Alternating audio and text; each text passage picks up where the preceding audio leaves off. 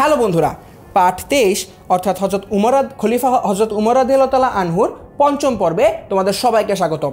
গত পর্বে আমরা জানতে পেরেছিলাম হযরত উমর রাদিয়াল্লাহু তাআলা আনহুর আমলে তার বিচার ব্যবস্থাটি কেমন ছিল। এ পর্বে আমরা জানতে পারবো হযরত উমর রাদিয়াল্লাহু তাআলা আনহু সবার প্রতি কেমন সমতা ও ন্যায় বজিয়ে রাখতেন। তিনি অত্যন্ত মানবদরদী ছিলেন। শাসকদের জন্য একই আইন ছিল, অর্থাৎ তিনি অনেক বেশি মানবদরদী ছিলেন এবং মানুষের ব্যাপারে অনেক বেশি চিন্তাভাবনা করতেন। এবং তিনি যে শাসক ছিলেন এবং তার সঙ্গে যারা সাহাবীরা ছিলেন তাদের ক্ষেত্রেও তার আইনটি ছিল একেবারেই সমান, অর্থাৎ একজন সাধারণ মানুষের জন্য যে আইনটি ছিল শাসকদের জন্য ঠিক তেমন আইনই ছিল। একবার তাকে একজন সাধারণ লোকের সামনে জবাবদিহি করতে হয়, অর্থাৎ তিনি আরবের শাসক হওয়া সত্ত্বেও তিনি সাধারণ লোকের সামনেও জবাবদিহি করতেন। এক্ষেত্রে আমরা জামার কাপড় নিয়ে একটি ঘটনা দেখতে পাই।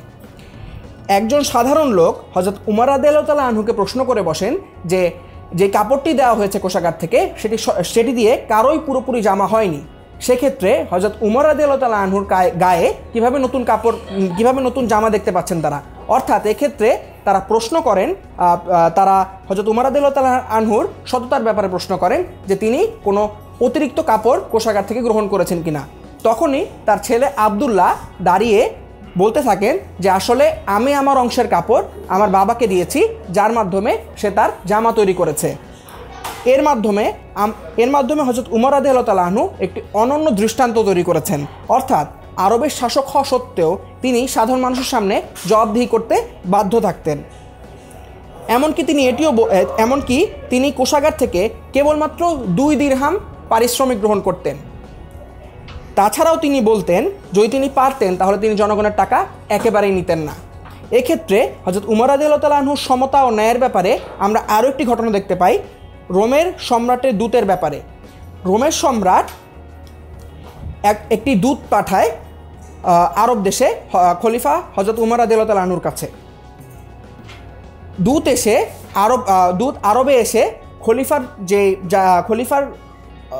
খলিফার ঘরটি খুঁজতে শুরু করে এবং সে খলিফার ঘর খুঁজে পায় না। তখন সে সাধারণ একটি মানুষকে জিজ্ঞেস করে যে খলিফা কোথায় রয়েছেন।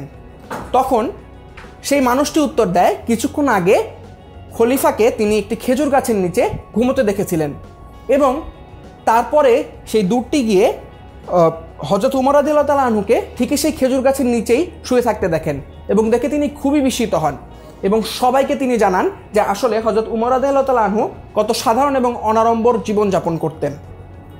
তো বন্ধুরা, এ পর্বে আমরা হযরত উমরের সবার প্রতি সমতা ও ন্যায়ের ব্যাপারে ধারণা পেলাম।